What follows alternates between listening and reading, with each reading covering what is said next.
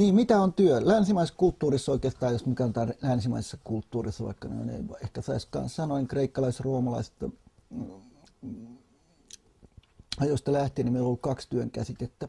Kaksi toisilleen lähestulkoon täysin vastakkaista työn käsitettä. Ensinnäkin ensimmäinen ja ehkä alkuperäinen työn käsite on, että työ on ihmisen itseilmaisun muoto. Se on se, työ on ikään kuin ihmiselle luonteenomainen, sanoisiko ihmisen ontologinen määritelmä. Työn kautta ihminen muuttaa maailmaa, muokkaa maailmaa itsensä näköiseksi.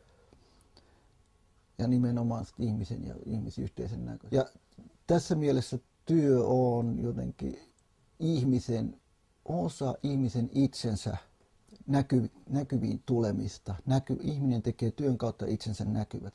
Toinen työn käsite on sitten, joka tämän rinnalla on ollut, on työ tällaisena, jollekin ihminen alistuu työssä jollekin päämäärälle tuottaakseen jonkun tavaran, tuottaakseen jonkun tuotteen, selvitäkseen hengissä.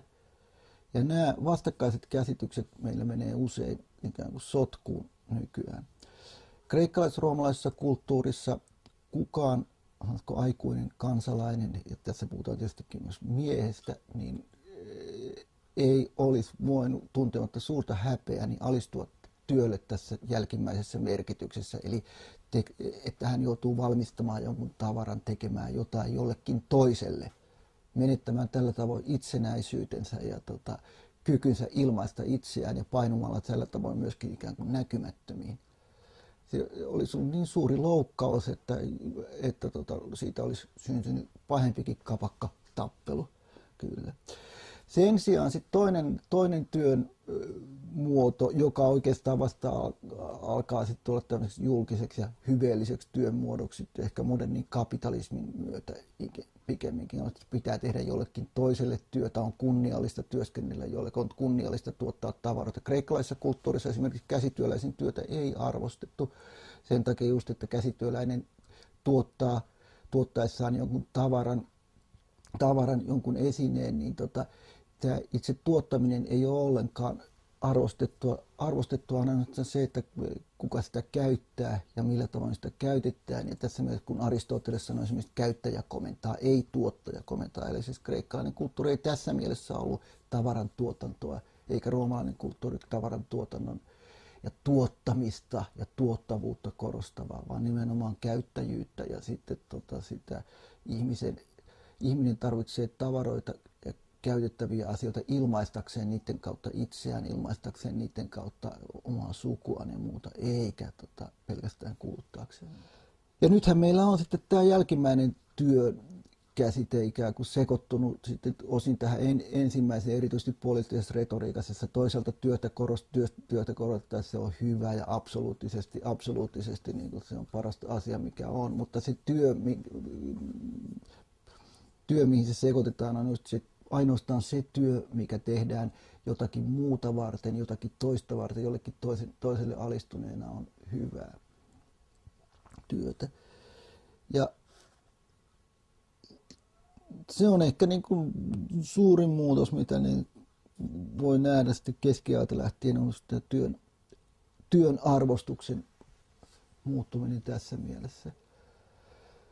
Ja mä luulen myöskin, että sen takia ehkä meidän pitäisi palauttaa arvoonsa tämä, sanoisiko, alkuperäisempi työnkäsitys, jossa ihminen tuo itseään esiin, eikä semmoinen työ, jossa ihminen häivyttää itsensä ikään kuin sen tuotteen taakse ja ihminen, joka on tehnyt sen tuotteen, muuttuu täysin yhdentekeväksi.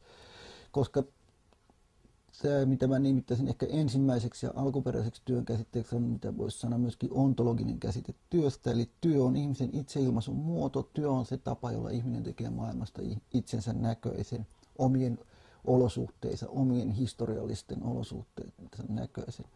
Työ on se, joka muuttaa meidän yhteiskuntaa tässä mielessä. Sen sijaan tämä toinen työ, orjatyö, orvon työ, niin kuin myöskin voidaan sanoa työn sanoja, jos käydään tarkemmin läpi, niin se taas jättää maailman aina sellaiseksi, se painaa sen työntekijän aina näkymättömiin. On ehkä yksi niin kuin oireellisimpia muutoksia, että kysymys työstä, työn merkityksestä, työn ontologisesta merkityksestä jo 1800-luvulla alkaa painua nousevan kapitalismin myötä niin kokonaan unohduksiin. Työstä tulee pelkästään retorista, pelkästään pinnallista. Työpuhe on pelkästään retorista ja pinnallista ja on tekemisissä palkan tai tuottavuuden tai tuotannon ja muiden kanssa, koska työ nyt kuitenkin sattuu olemaan ihmisen erityinen